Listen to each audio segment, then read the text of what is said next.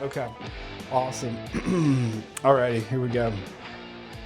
All right, everybody, welcome to Talk of the Trades. We've got a special guest in studio today. I think this is our first in-studio guest, right, Aaron? Yeah, okay, it is. Cool. We have Rob McCann joining us, so welcome to the show, Rob. Thanks, guys. Rob is runs his own consulting company now, McCann Sales Consulting, formerly sales manager at Window World, Texas. So big fans of Window World around here and the Bombas for sure. We were just over chatting with Martin the other day because he's getting a podcast kicked off.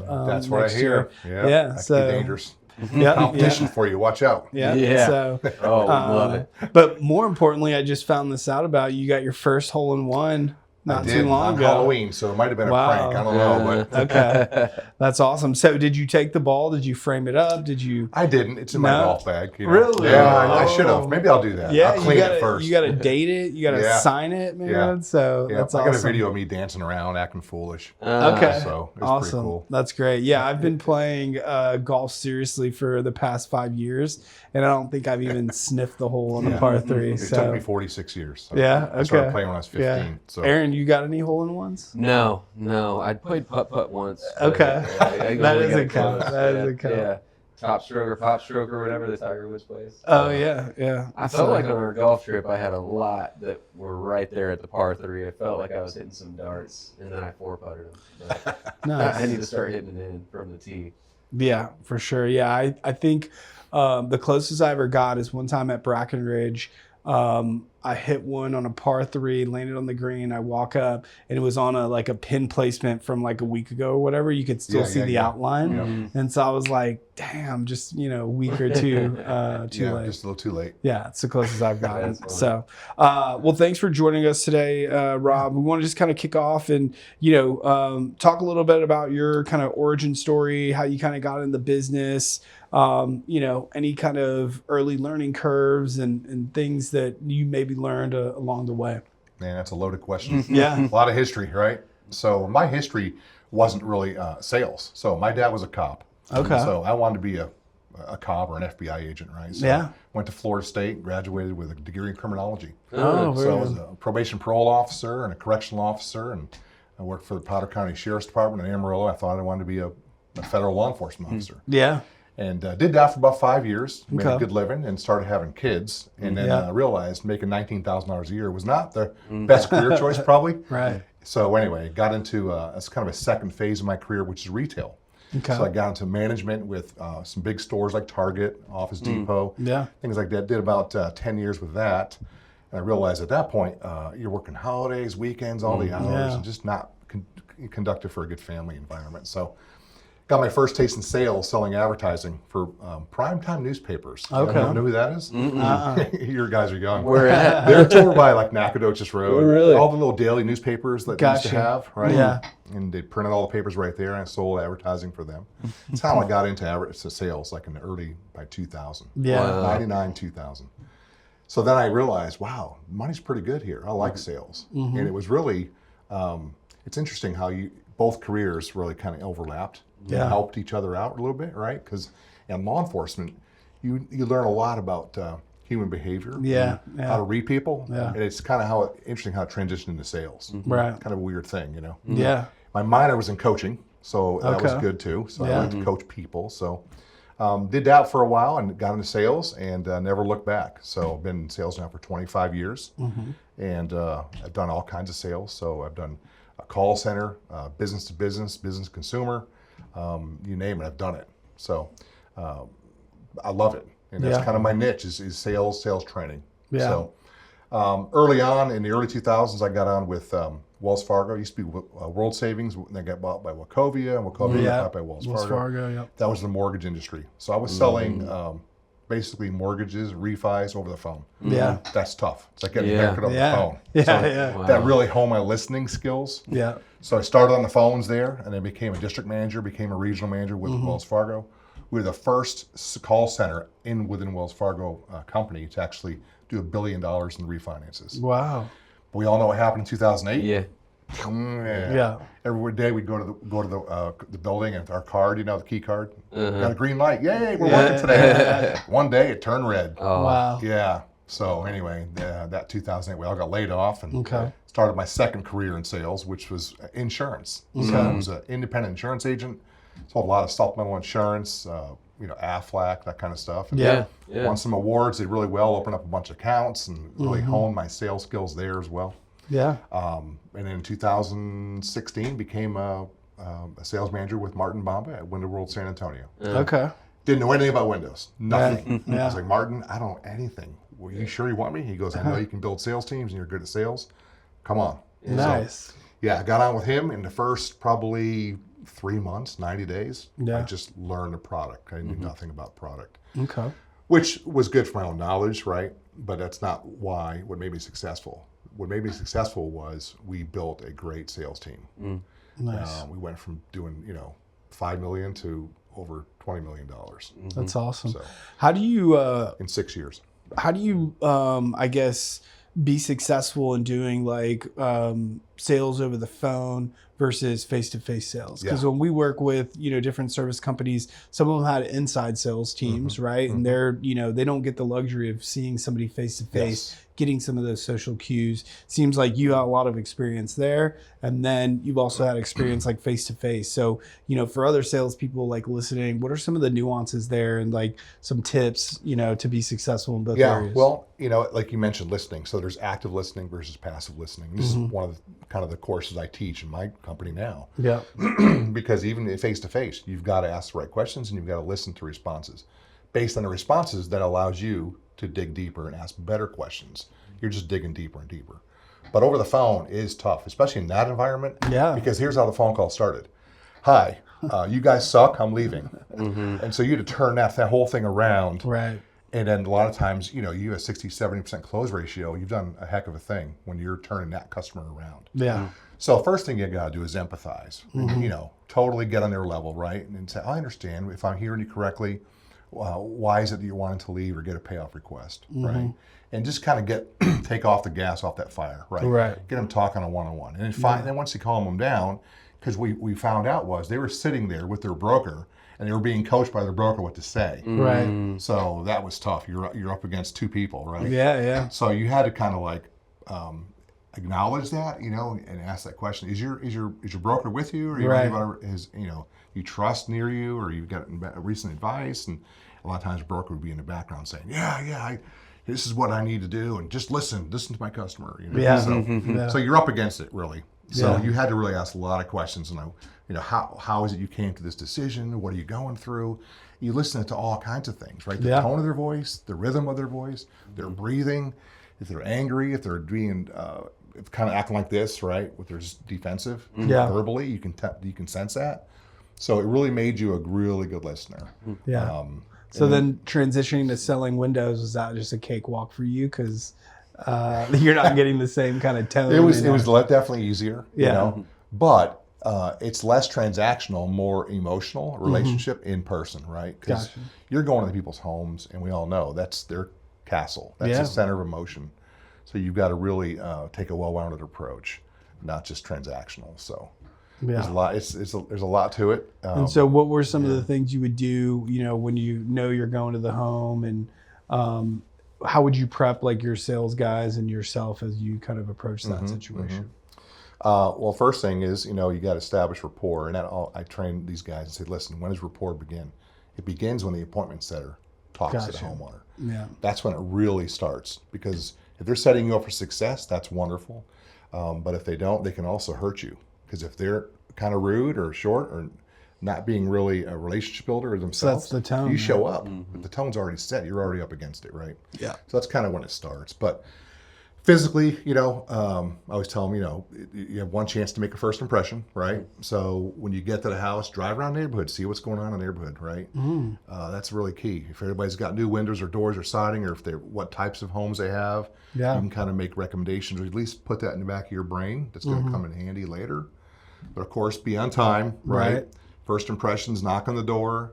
When you walk up to the door, you're paying attention to things. You might see a bumper sticker or something, their golf clubs on their side of their house or whatever. Yeah. You're going to see something you can connect with, right? Yeah. And then it's just a matter of being likable. I know this sounds basic, but so many people, they show up late what are the things that really piss you off about people, right? Yeah. They smell like cigarettes. They're late. Their shirt's not tucked in. They're wearing their ball cap backwards. Yeah. They got their earring hanging off. You know, all these things that people in their subconscious, they're not going to say, but they're in their mind, they're already one step out the door. Yeah. So those are the things you really got to pay attention to. Yeah, those are great tips. I never heard anybody talking about taking a lap through the neighborhood just to kind of get it, and then just being really honed in as you're walking up to the house, like you said, looking at the bumper sticker. Do they got a yard sign out there for their kid that's in high school? I mean, they got an American flag hanging up, and they got 2 purple hearts in their bumper sticker. Yeah. You know, and the Air Force thing, Take your man. Biden hat off.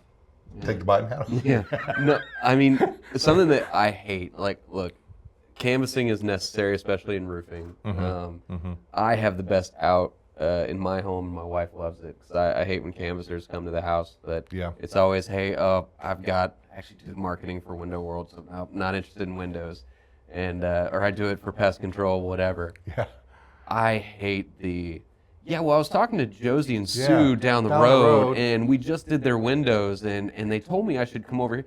I don't know who Josie and Sue are. What are you talking about? You think I talk to my neighbors? Yeah. But I don't know. Is that a common thing? How many times have you gone with canvassing? And, and that's something that the alarm guys, pest control, or roofers. Yeah.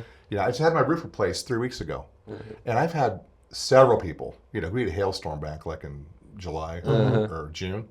I've had a half dozen people come by, but a couple months ago, this girl came by, and the way she approached me allowed me to talk to her. I intrigued me. I want to talk to her more about it. She wasn't pushy at all.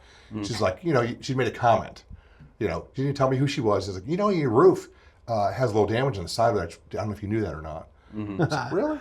The whole indifference. Yeah. And she just started a conversation. Well, a month later, I got a new roof. So she sold you a new roof? Yeah. And I'm a sucker. I'm the easiest guy to sell to. You're a lay-down buyer? Yeah. People knock on the door, I'm running to the door. My wife's running out the back door, I'm running to the front door. But as like such a seasoned salesperson, like, are you trying to be respectful and back off and not kind of assert some of that, even though it's inside of you? Or do you kind of give them a little bit of run for their money? I let them run. Okay. And I give them feedback after I sat her down to give her some feedback because she almost blew the sale, and she brought her boss come in because she was pretty new. And we were signing up and everything, and she gave me too many options. She started talking to my wife and gave me like a third option on colors and stuff.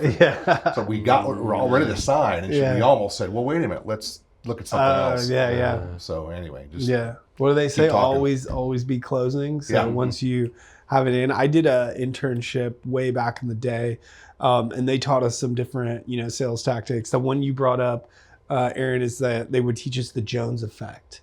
So when you would talk to the neighbors, you try to tell them, oh yeah, Susie down the road got this, and John over here, and so like trying to play off of like the whole we want what they have type of deal. But what you just mentioned, they also taught us like the indifference thing, to be like, hey, like I don't know if you want this or not, but just thought I'd let you know, kind of thing. And it's interesting from a psychology perspective how that stuff can disarm you and make you feel like, okay, she's not really trying to sell me in reality. But so you coached her up at the end and just said, hey, once you have the sale, just stop there.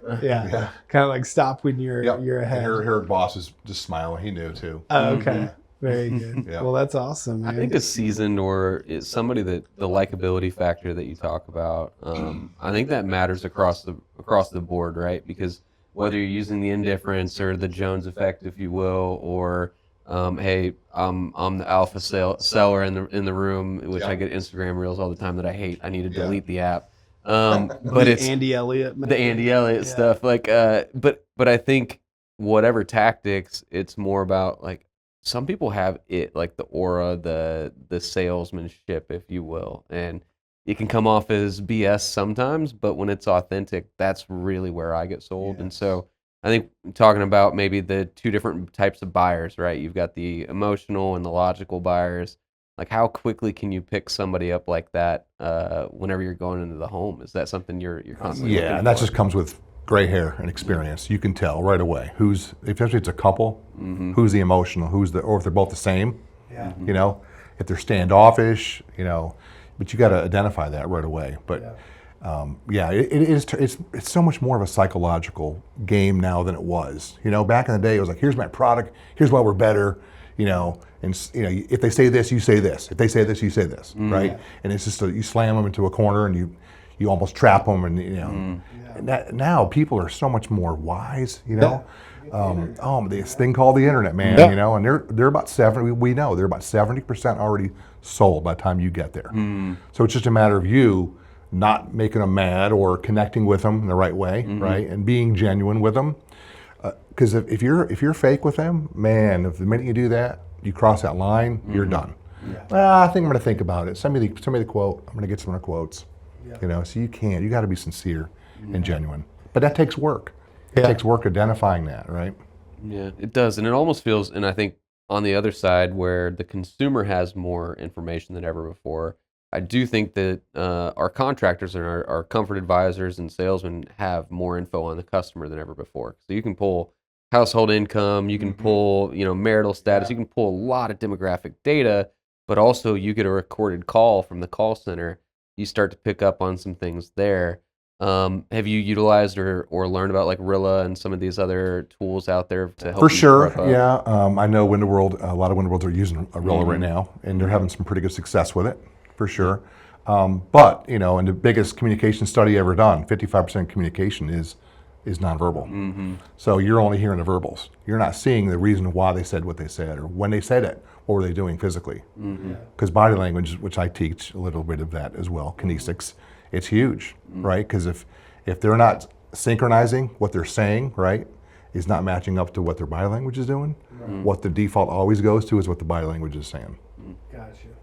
It's actually 5 times more. That's why women's intuition, women are really good at reading body language. Wow. That's why guys have a hard time. I wasn't at the bar last night. No, I really wasn't. And they're like looking down.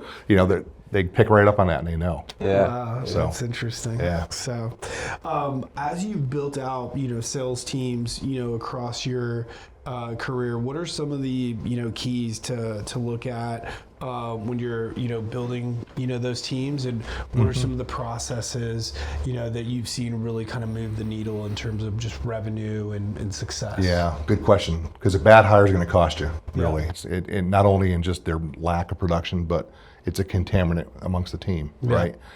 So I kind of pride myself on just building solid teams.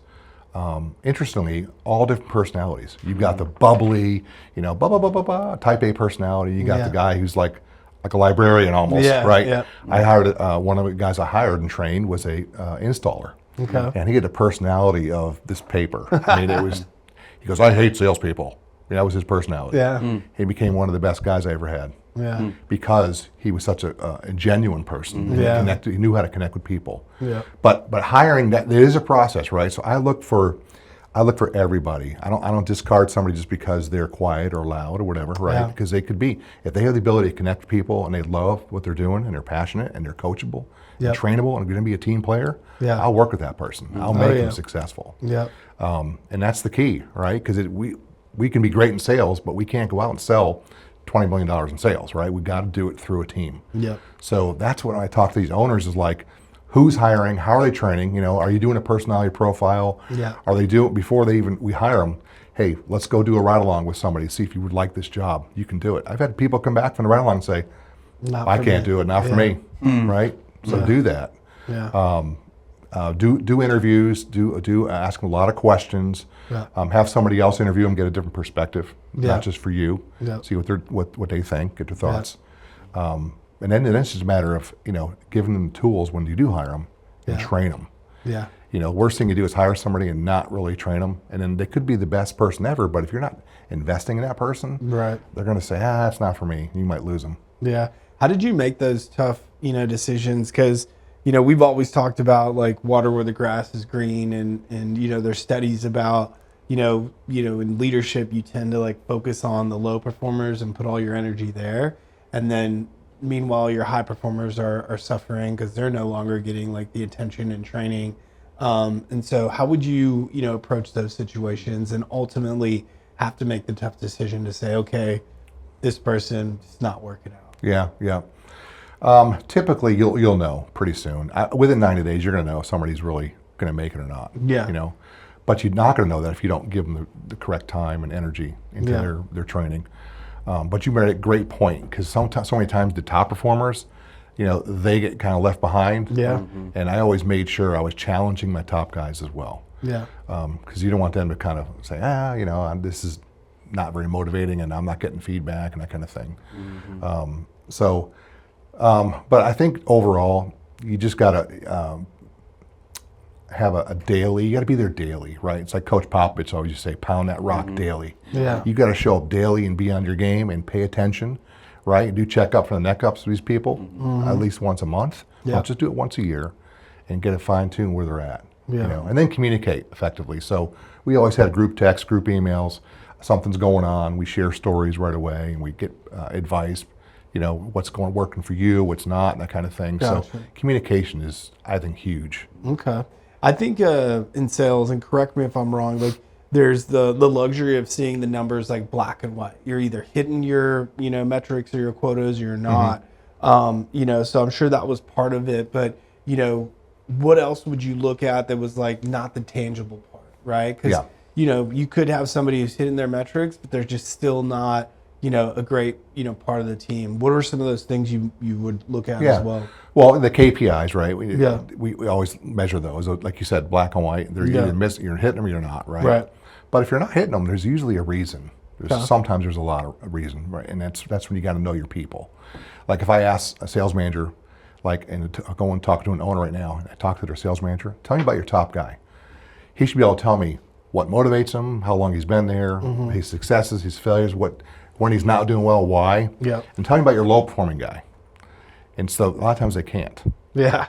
So they don't really know him. You got to know your people really well. Gotcha. You know, I think it's huge. And you kind of alluded to it earlier about like personality tests. Do you do any sort of that, or did you incorporate any of that during your time of building sales teams?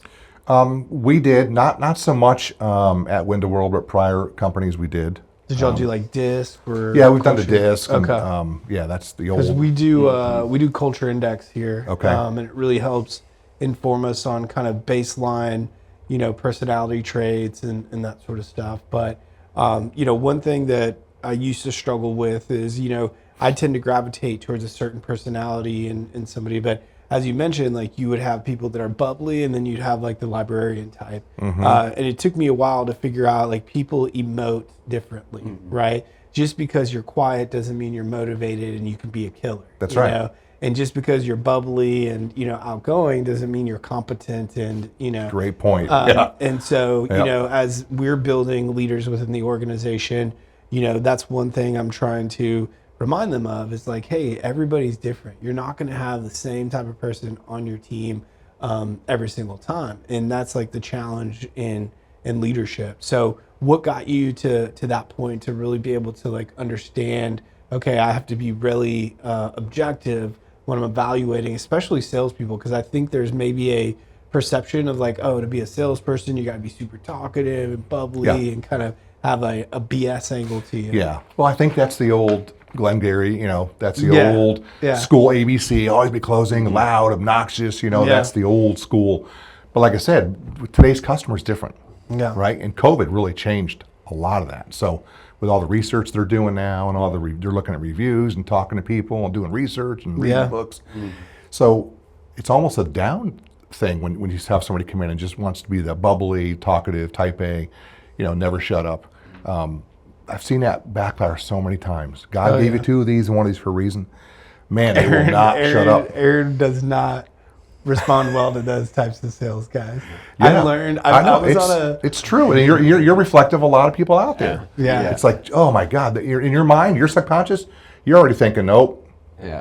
Like, the best way to sell Aaron is to not sell him and not share. One time we were on a call with these guys, and the guy refused to show Aaron the product. Really? Like just at the last minute, he's like, actually, no, I'm not gonna like share it with you guys. It's not the right time. Da, da, da. And after that, we got off the phone. Aaron was like, dude, now I'm sold. Like I gotta, know what this is. So it was interesting, but yeah, different people respond in different Yeah. I was out like specifically on that because I mean they're talking about this high technology blog link building thing that I felt was spam through the ears and the whole time, and then now he's like, well, I really don't feel like I can't share it with you. We're like, okay, well, now I want to pay for it just to see it so I can be right about the fact that it's all BS. Like I want to do that. But yeah, Wow. it's funny. Yeah, and that's one of the things. You have to identify what type of personality you're dealing with as a customer and how to sell to them, right? Yeah. You're talking to an engineer, you don't want to show him all the bells and whistles until, he knows the numbers. What's the end result going to be? Right. What's the data behind it? Yeah. So that's good. yeah. So we talked a little bit about Rilla and kind of, this new age software in terms of kind of the AI ride along. But can you share just some stories of ride alongs that you've been on before, maybe the good, the bad, the ugly, and kind of, the value in still having like an actual human, conduct those? Yeah. As a sales manager, as a regional, I was a regional with Window World as well for a couple of years. So I had a region of 7 states, and I'd go out to Little Rock or Memphis, and spend the week there, and we did a lot of cool stuff. I mean, looking at financials, look at their marketing, look at their CRM, right, and then look at their sales, attend a sales meeting, doing ride-alongs. So it was a really cool job, and that's the part I liked the most, was just doing ride-alongs and doing sales training, right? Yeah. Because you saw a lot of different things, man. It's Yeah. crazy. It's funny because everywhere you go, every market, they say the same thing, no matter where you're at. Now, customers in my market, they're not gonna, they can't afford anything, or they don't finance, or whatever the thing is, right? They don't talk to you. Yeah. They all say the same thing. Because Yeah. people are people, right? Yeah. But anyway, I remember this one pretty funny story, interesting story. Oklahoma, I was doing a ride along, and we showed up, and they were doing a total remodel of this home, everything from the roof to the foundation, right? And the lady was there, and design consultant was building good rapport. He was doing pretty good, and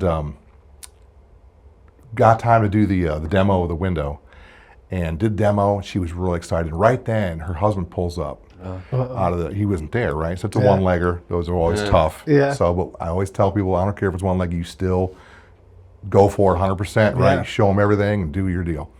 And he shows up. I'm out in the front porch. He gets out of the car. He's in his gym bag. He's all buff. He's a huge dude. And he's like, I could tell he's angry, just his body language, right?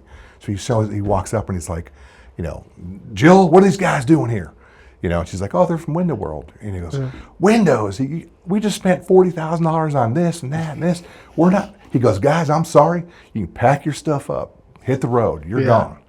So we were like, oh, crap. So, most people would like, okay, well, let me, I'll kind of reschedule, whatever, right? So first thing I did is kind of tone it down, said, I understand, sir, totally. I'd be the same way. My wife doing all this money, right? Yeah. You're working out, and you're spending money. Yeah. So I had to empathize with them, kind of calm them down a little bit. So then we just started talking, right?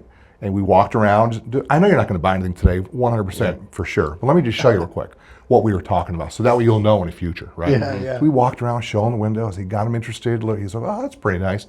But again, I'm not going to buy anything. I understand. Yeah. So we just kept slow. We just slowed down, right? Yeah. That's the key, right? I tell a lot of the salespeople, tell them all, slow down. Stop going so fast. Slow down and let it ruminate, right? So we walked around the back, and I found out what she does for a living and what he does for a living. He just got a promotion, works at Boeing, making killer money in Oklahoma City. Yeah. Oh, yeah. And she's one of the top realtors in the city.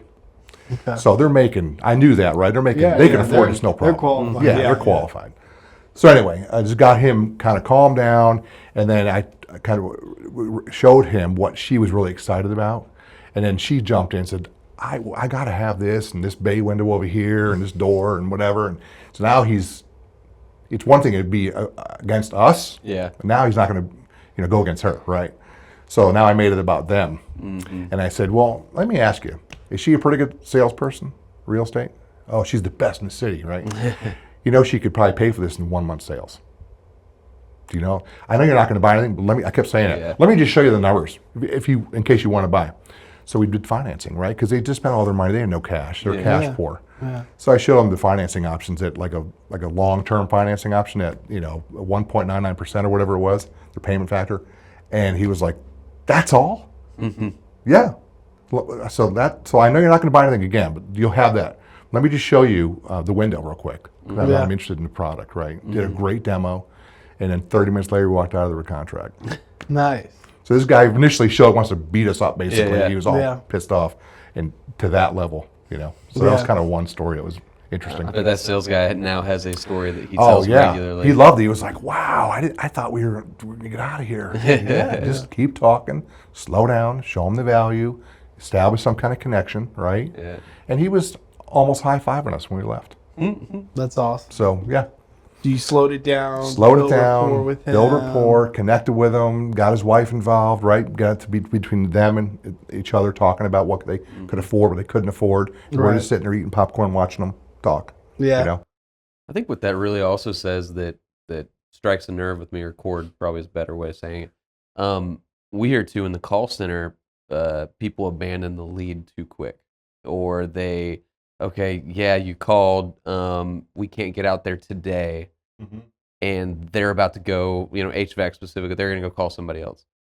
And okay, have a great day. Well, we didn't get their email, we didn't get their address, we didn't get really anything for a follow-up sequence, and so you lose out on that opportunity to say, hey, well, we've got an overflow list. If we do clear up today, I'd hate for you to go with somebody else that isn't going to treat your home the way we would. I'm going to put you on our overflow list and see what I can do. At least that gets them in your CRM for future marketing. But I think that the abandoning of a sale, if you're thinking about it just from I'm trying to close a deal's perspective, not this is in the long run, I'm representing the brand, I'm getting this person into our platform so we can remarket to them. That happens throughout the entire organization a lot of times. And I think that's interesting there. I'm curious too, we talked a little bit about slump. Have you ever had a salesperson that you've seen that had a slump and worked their way back out of it? Totally, all the time. Yeah. I call it sophomore slump. Okay. So we hire somebody, we train them, they take our word as gospel, my word, and they're like, go do it, and all of a sudden they just start taking off. They're good for 30 days, 45 days. Then all of a sudden their numbers start dipping. What happened? I bring them in, what happened? Talk to me, give me a demo, give me your sales pitch. You know what happens every time? They start cutting. Like, who told you to say that? I didn't train you to say that. Or you just missed out. You didn't even talk about, set the agenda or set expectations, or there's something you missed in the process. Because what happens is they get real confident and cocky. I'm good at this. I'm a natural. They start doing it, taking shortcuts, and they just dip every time. Usually happens second month, maybe third month. Okay. You have to reel them in, come back in and say, tell me, to show me your script. What are you doing? Give me your pitch. And I just start taking, that happens quite a bit. Yeah. Wow, that's a great point. I think when you see performance potentially dip anywhere is kind of going back and like, okay, let's reset. Let's hear it. Let's hear the fundamentals you got going on, because you're exactly right. I think people get very complacent and comfortable, and you might go through a sprint where you're just closing everybody because you maybe just be hitting a bunch of lay down buyers. So I love that, to be able just to say, hey, run me through it again. Let me, hear it all. And then you can identify where the gaps are. Yeah. Or get in the car and go with them and see them in a natural habitat and watch them. Like, how would you combat that? Because I've heard like once you get in the car with them, then it's like they kind of change, right? Because they know like the principles there to kind of watch them, type of thing. So how would you try to disarm them and get them to show like their natural self? Well, if it's me visiting a store and I'm from corporate, that's much more that's happening. They're like, they freeze and they stiffen up and they're not themselves at all. It's very canned, right? But if it's somebody I'm working with, it's my team, they know the motive for me doing this is pure, it's good, it's for their betterment. Gotcha. So they're going to trust me. And that's why you have that trust. Right? I'm not there to get them in trouble or critique them. I'm going to critique them, but not in a bad way. Always constructive. I'm a positive coach, right? So ABC, my ABC is always be coaching. Nice. That's what I do. Okay. So, very good. Because and then you show them, and then you help them out. I've jumped in several times. I do that a lot. If they're just not on track at all and they're going way off track, I'll bring it back. And I think the customer is asking more about this and get them back on track. Gotcha. Not jump in too much, but just enough to kind of get them back on track. Right. So while you're in there live, just trying to help them overall. Okay. Yeah. You don't hop in the truck and say, man, your sales manager's sucks. Like, I'm immediate rapport. They're gonna open up and talk to you. That's not a tactic. Not really. It'll backfire. Yeah. How do you do it? How do you do that then? Like, how do you build rapport quickly with like, the team if they don't know you? If they're not my team, Yeah. yeah. I just tell them, listen, I'm not here to get you in trouble. I'm here to help the betterment of you in your future. I really want you to make more money, and I want you to be better at what you do. Yeah. And just, give them some examples of when I was selling and kind of connect with them, Yeah. And we're all human. We all have bad days, good days, right? And Yeah. someone's in a slump. A lot of times it's because they had some, they're fighting with their wife or what. You never know what's going on in their personal life. Yeah. Or they're not comfortable with a product, or there's something there. You just got to dig, and it's like your sales call to them, right? Yeah. You got to ask them questions and find out what's going on. Yeah.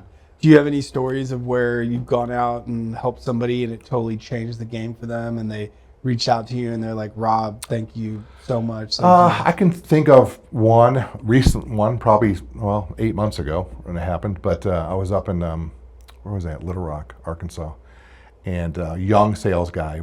He looked young, and a funny story. Doing right along with him. He every time he started talking about price, he would talk. His voice would go up like a little 12-year-old kid or something. He's like, That was so weird. It was like, don't play poker because you're going to give it away. But anyway, so we went on a sales call, and it was really weird because they said same thing up front. Now, we're not buying today. Make sure you email me the quote later today. And I was just like, oh, no problem at all. We can do that. So I just kind of acknowledge it, but keep going, right? Oh, no problem, and just keep going. Anyway, and then we just made some really good rapport with them. I started talking to them about life, and they had lost their daughter a year before. Yeah. And so we started talking about that. I lost my brother at about the same age, and built that connection. And that's really what sales is. It's getting on the other side of the table, so we're sitting together versus head to head. Yeah. And anyway, so it was really smooth. It went really well. We ended up selling it, and at the way home, he was like, man, he just kept going, man, I can't believe I was so smooth. Like I was doing some kind of voodoo or technique. Yeah. It was just connecting, Yeah. It's like building a house, right? Yeah. So I always say, like, the foundation is your connectivity, right? That's your rapport, likability factors. Likability is the gateway to rapport, true rapport, right? That's the foundation. You can't put a structure if you don't have a foundation, right? Yeah. So the framing goes up next, and that's asking good questions, listening, and uncovering stuff. You have to answer their questions, uncover their needs and wants, and address their fears and uncertainty and doubt. In today's world, that's huge, right? Because when people hear that at the end of the sales call, it's going to be, I want to get other quotes, I want to think about it, talk to my wife. We think of those as what? Objections. Yeah. Those are not objections. Those are smoke screens. Those are stalls. There's something behind that.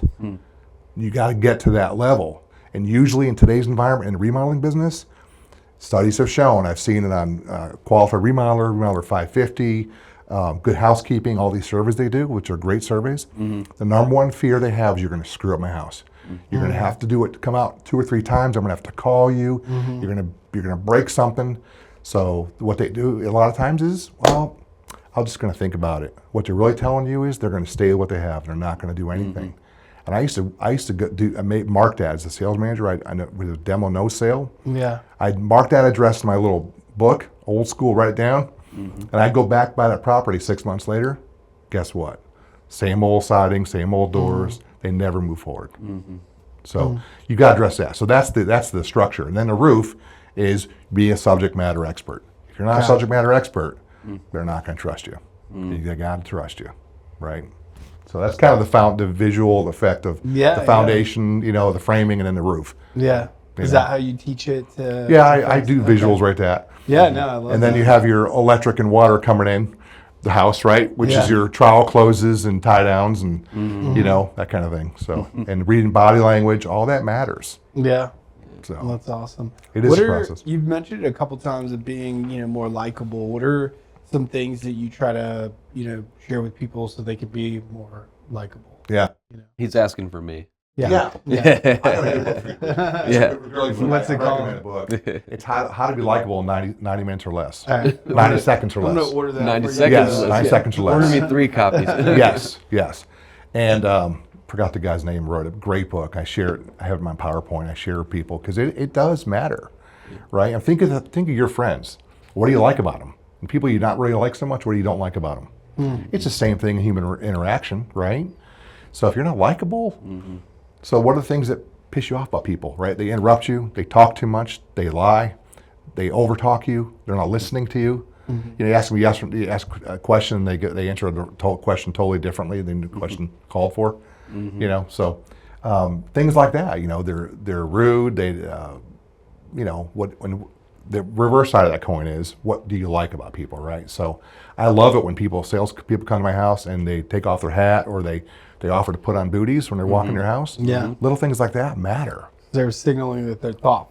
Yeah, they compliment you, right? They're nice. They smile at you. They're listening. You know, it's just basic human interaction. Yeah, that's even for us at Leadhub, something I talk to the team about is like if I get into a client meeting, I've got to bring one aha. Like there's always one aha moment or something that, I can read through the analytics report, but I want to try to bring something to the table that they are not thinking about or didn't know about their brand or their sales process. And I think not only are we as a marketing agency paid to bring the leads, there's an opportunity to really showcase we can do more than that. And it could be little things like, you know, the Instagram hashtags shouldn't be used in this post. It could be something like, did you know that you're striking 15% closing rate in this zip code over here, but you're spending a lot of money on radio? Oh, hadn't looked at it from that perspective. Yeah. So interesting. I mean, people sometimes love to be educated about stuff that they don't know.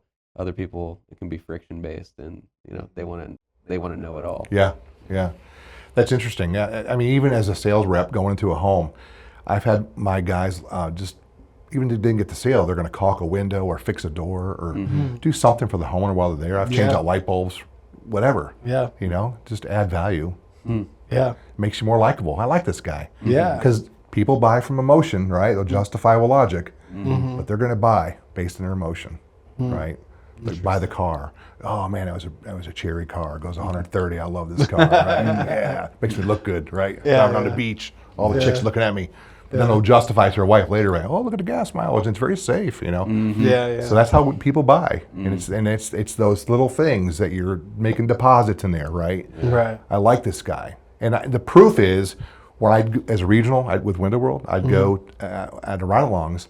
After the ride-along was over, I'd go to an install that they're finishing up. I always want to talk to the homeowner. Get them aside and say, hey, I know you got a lot of choices. Can you tell me why you bought? Why us and not somebody else? They have nothing to lose at this point, right? They've already bought. Unless they have a problem with the installer. I wouldn't go to that install. I'd go to the nice ones. But almost every time, they never said, wow, your door frame was stronger, your spacer system and window was better. Every time it was, you know what? Man, that guy Aaron, he just was so patient with me. I liked him. It's all about the people. Wow. Every time. That's awesome. Very cool. Well, what we want to do next, Rob, we want to go through an objection sprint, but instead of an objection, what'd you call it earlier? It's a stall or a smoke screen. A smoke screen or a stall. Absolutely. So maybe we'll call it a stall sprint. So some common objections here, and want to get your take on how you overcome them. Okay. Yeah. So you're in the home. You're trying to sell me some windows, and I'm going to say, well, Rob, I want to get 2 other quotes. What's how do you handle that? Okay. And we can even personalize it because I have a 2-year-old quote from Window World TX for my windows. So I need to. Wow. Hey, we did the siding. We didn't do the windows. I know. But Mama's gonna want them, so I can guinea pig in. But I think we have one for that. Later. So we can go down that road and do that. Yeah. But once somebody says that, they either verbally or write it down and say, I'm not interested, or send me another quote, or I need to think about it. It's hard to overcome that. It really is. Now you can do the whole thing of, what was your question? So I want to get 2 more quotes instead of yours. Okay. Yeah. So that tells me if you're saying that, I didn't do my job up front. Gotcha. I didn't, because when I do my questionnaire, one of the questions I'm going to ask, I'm going to go into this whole thing about, I'm going to find out how many quotes you've gotten, what have you done so far, what have you done in the past, how long are you thinking about doing this, right? So if they say, oh, and usually it's never like last week. It's always like, oh, my wife's been banging on me for 3 years to fix that door, get that window replaced, right? Yeah. So then I say, 3 years, what's taking you so long? Why haven't you got it replaced? They'll tell you right then, a lot of information, right? Well, I had some guy come out and they quoted me, $20,000 for 6 windows. So they just think they can't afford it, right? So it's a price deal. That's their real concern. Gotcha. So, and I'll tell them basically, listen, if we can replace this and make it affordable, is there any reason why you wouldn't want to do business with us right now, today? And later, if they're going to say they want to get our quotes, or I'll say something like, is this when the shopping stops? Right? If I can make it affordable within your budget, and show you the value and how we are the best company out there for windows or doors, with this when the shopping stops. They'll say, yeah, I think so. So later, if they're telling me that 20 minutes later, I want to get 2 other quotes. That's when I'll say, use their words against them and say, well, wait a minute, I'm a little confused because earlier you said this and this. Now that you're saying you want to get our quotes makes me feel like we're not the right company for you. Is that true? Yeah. Because you've already trial closed them the whole way and they're saying, yes, yes, yes. I love you, I love you, I love you. And now they're saying they want to get our quotes. Yeah. What is it really? Gotcha. Is there something you're thinking they can do that we can't do? What would that be, you think? Okay. So then they tell you the next one. They're like, well, actually, Rob, I really got to talk to my wife about it. That's a tough one to overcome. Those are the one-leggers. We all know. You've been in sales, those are tough. Right? So those are the hardest ones. The guy by themselves, the one-legged guy. If you're with a one-legged woman, a lot easier. Because we as guys know if the woman calls us and says, hey, I'm here with Rob. He's got a great window. I love the window. I love the color. I love the price. What do you think, honey? What's he going to say? If he's smart. It's like if he wants to get the new putter. Just do it. The whatever you think. putter. Whatever you think. I trust you. You're smart. You know what you want. Because we all know who makes the decisions usually, right? It's the home. It's the queen of the home, right? So those are a lot easier, right? But if it's a guy, he's afraid to make a decision, right? Oh, man. So, but even still, they will. I mean, you can still try things like, well, why don't we just get her on the phone real quick just to see what's important to her. I know you don't want to make a mistake, right, Aaron? Let's call her real quick. Let's get her on a Zoom meeting, or not a Zoom, but a FaceTime call. And we can show her the window, see what she thinks. Because if you can do that, then now your chances go way up. Because now she's going to say, well, it looks good to me, honey. What are you thinking? That's when you just back off, say, hey, let me grab something out of the car. You guys need to talk about this. The old porch light, walk away, close. And then I'm talking, and come back in, and the guy's like, well, she said it's okay, so I guess I better do it. So my whole point of that is those are kind of smoke screen stalls, right? So if you're doing your work up front, that's why I teach people. Do the work up front, and you're going to get less of those. You're still going to get them. But if I can get you one more out of the 10 for the week, and you can make an extra $20,000, $30,000 a year, just by doing your work and asking the right questions. So it's really eliminating or annihilating the objection before they even happen. Got you. How do you go about that? If how do you use your early questioning to get over like the price objection? Like, I don't think, like, I can't afford it. It's more than we planned. Well, this takes work to do, and that's why I train my guys to say to carry like the cost versus value report. And do what's called price conditioning. Right. So you tell them right up. I do it right. I hit them right with that. In my warm up. How long are you thinking about getting windows? Why am I here? I have a list of questions I'm already doing. And one of the questions is, I just kind of a statement. I just slip it in there. The average cost for high performance windows around $2,200 in this part of the country. And I keep going, right? And we've been in business for X number of years. So now they're thinking, oh, wow, I didn't know that. And then I'll circle back and show them cost versus value. So I'm not just some sleazy sales guy. I'm showing you this is third party stuff, right? This is what it costs. So when I come in below that, they're like, wow, right? So the psychology of price anchoring, we typically have done it to where it's backfired, like where we say too low and then we come in higher and it's all of a sudden you shot yourself in the foot. Exactly, but the idea of the other way, we've been talking about our website pricing lately, and we might need to do some price conditioning around that. You need to talk to our sales guys. Or you can do like I call it blocking an objection. So if you know that's going to be an objection, let's say you're Anderson Windows and your prices are high, right? They are. Great window, but they're high. So it's blocking objections. You bring it up yourself. It's risky because you're bringing it up yourself. Let's say you had a bad review online. You know it's there, right? And people are probably seeing it, and you can say something like, we've had a bad review recently. Maybe you've seen it, or you've seen a couple of bad reviews. People have said they've seen a couple of reviews. Yeah. So you bring it up, and then you say, well, let me show you the rest of our reviews. You show them, or if I can show you that, in fact, we have actually a 4.9 rating, and most of our reviews are fantastic, and we follow up on any bad review we've ever gotten. Would that make a difference? Well, I think so. Well, then you got to do the proof and show them whatever it is. And then you follow up and say, now, is that going to be an issue at all, do you think? Oh, I guess not. So now you've just taken the sting out of that objection. It could be a bad review or price. Some people say our prices are kind of high. Let me show you our last 5 average contracts, whatever, and how we compare to the market. And really, can you see now that we're not really that high after all? We're in the middle? Oh, I guess so. Boom. Now they're not saving that for the club over the head 30 minutes from now, right? Yeah. At what point do you use those as qualifiers, for people so you can, because I've always also, been taught as like, time is money, and, if somebody can't afford it or if they're just not interested, how do you determine that quickly so you're not in there wasting your time? Or are you in the mindset of everybody's a lead? It's just you got to be good enough to especially nowadays when leads are down, I think across the industry, everyone's valuable. I think you can't make that determination because we've all thought it. Going on south side of San Antonio and it's a 1,200 square foot home. They want 6 windows. They only have 8 windows in the house, and you're at 8 windows, and they got a 20-year-old car broken down in a driveway, and it's like, these people ain't afford nothing. Don't prejudge it. Don't prejudge leads, man. You get in there, and all of a sudden, they're the ones coming out with cash. Oh yeah. $4,000 cash. Yeah. It's crazy. So The whole rich dad, poor dad kind of thing. I think there's like a fallacy. Just because you have a nice car and you live in a home doesn't mean you got money. You could just be living paycheck to paycheck. And on the flip side, just because their house or their car looks like that, probably they've been saving all their money. And they've been wise about that. Next door. I've never read that one, but so I think you're exactly right though, and that goes back to our early topic of not judging somebody just based on their personality and things like that.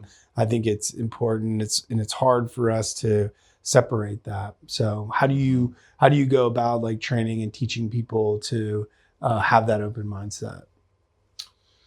Just give them like examples like we just talked about. Gotcha. And just talk about, like in Dominion, for example, some of the worst people that already no money are in Dominion. You hear that regularly. Yeah. They are leveraged like you wouldn't believe. They're maxed out in credit card debt. They have debt to income ratios are really high. They can't even afford it. Yeah. And they don't even get approved for financing. They get declined. Wow. That's embarrassing. Yeah. So you can't prejudge anything.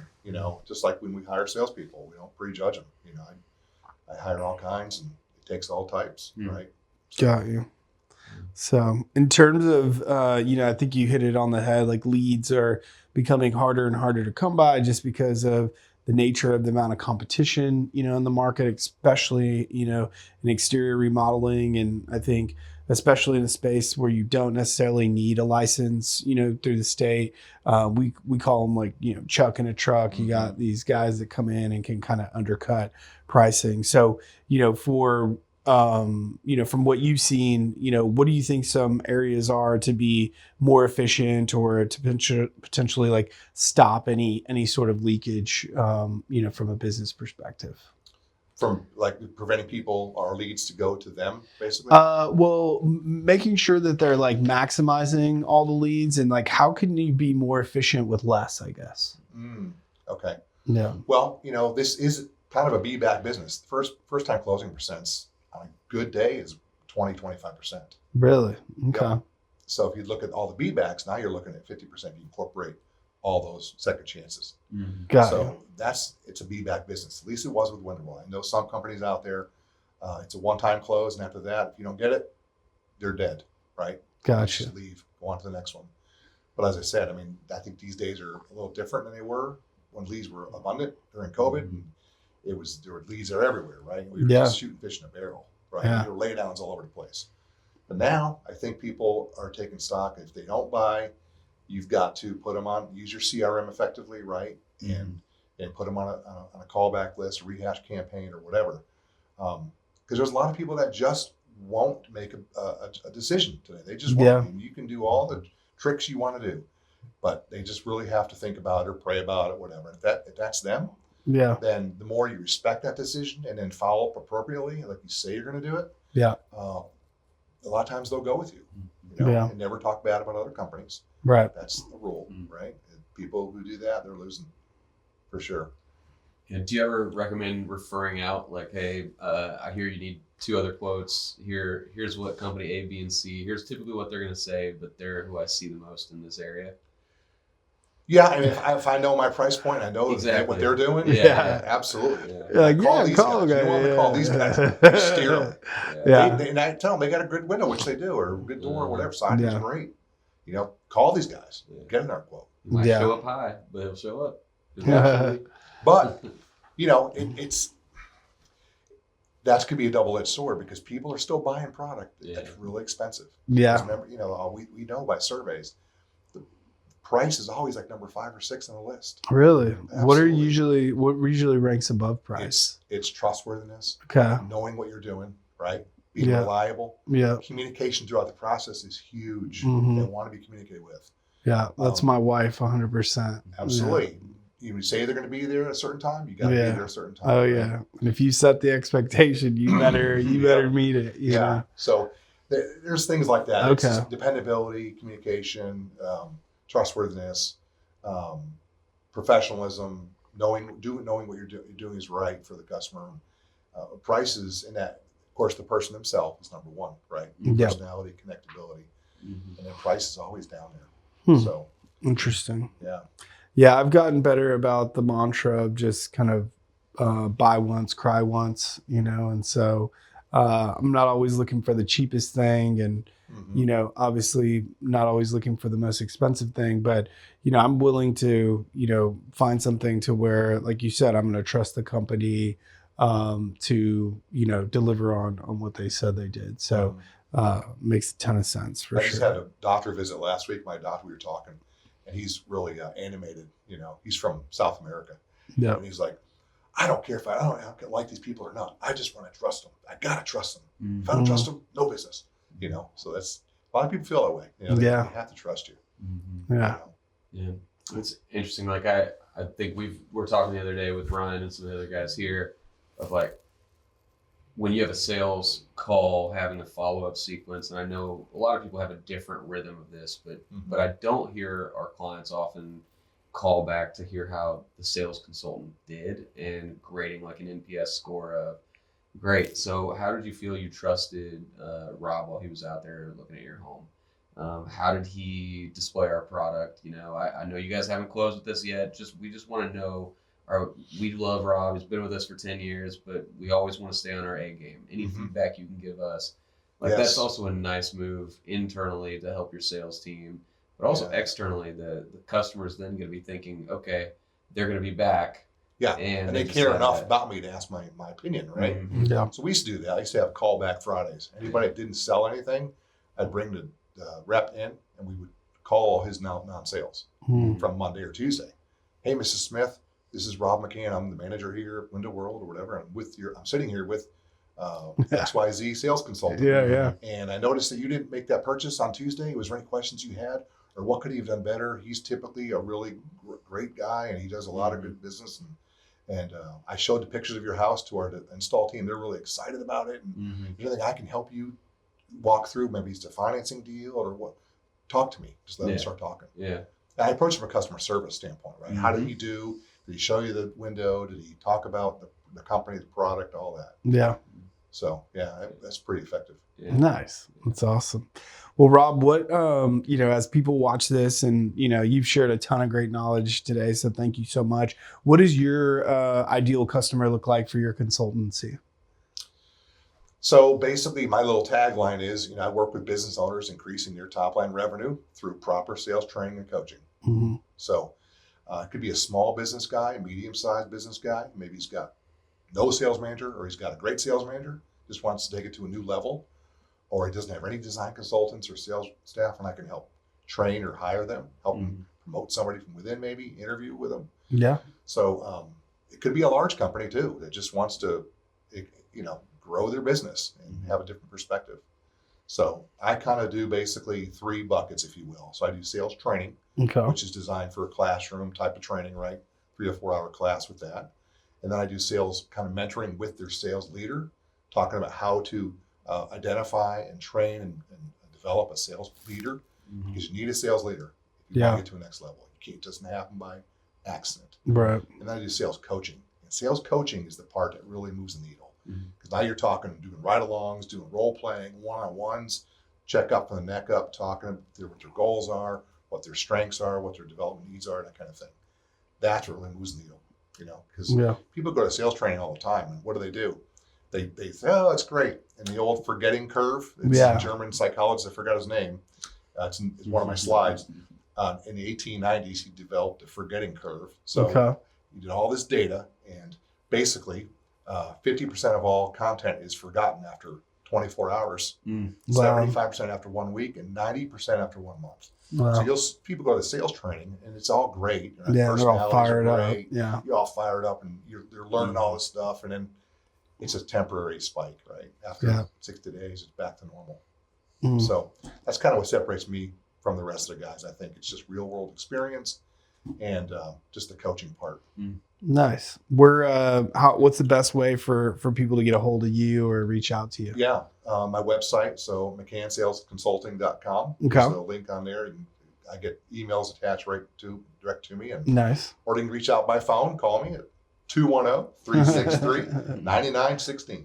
Nice. Yeah. Awesome. We'll make sure we put all that in the show notes. And if you got a calendar, they can book direct. We'll get all that stuff in there. Yeah. If you're not using Leadhub, guys, you need to use Leadhub. Hey, thank you. Because if you're not getting the leads, it doesn't matter, right? I mean, I can help close them, but we got to get them. These guys get good leads. Yeah.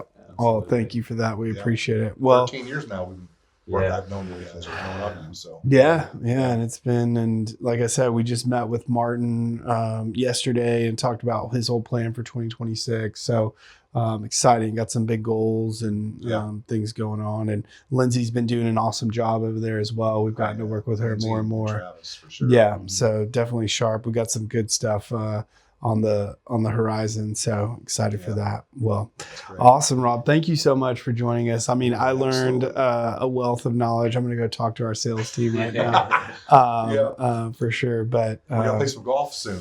Definitely got to get out there. So no, I feel good. I'm ready to go. So, and my wife's going to be out of town in January. So I'm already like thinking about, okay, she's going to be gone for 4 days. How many rounds can I pack in those 4 days? The closest thing I did to that was, this is about 5 years ago, I was able to go to Pinehurst, North Carolina. Nice. And we played like 4 rounds in 3 days. Wow, that's cool. They've got 9 courses. They just built a new one, I think. Now we've got 10. Okay. Plus the par 3 thing called the Cradle. That's like unbelievable. Nice. So the food is amazing. The hotel there is great. It's kind of like a little village, a Pinehurst. Like a Irish pub, and they have just a brewery there, and some restaurants you can walk to, and it's pretty cool. All right. Well, when you get that on the books, Aaron, that's our next time we have you on the podcast. We'll do it on the golf course. Hey. So that'll be fun. Yeah, let's do it. Awesome. Well, thank you guys for watching this episode of Talk of the Trades. We'll link all of Rob's contact information in the show notes, so be sure to check that out. And always like, subscribe, share this. And thanks for watching, guys.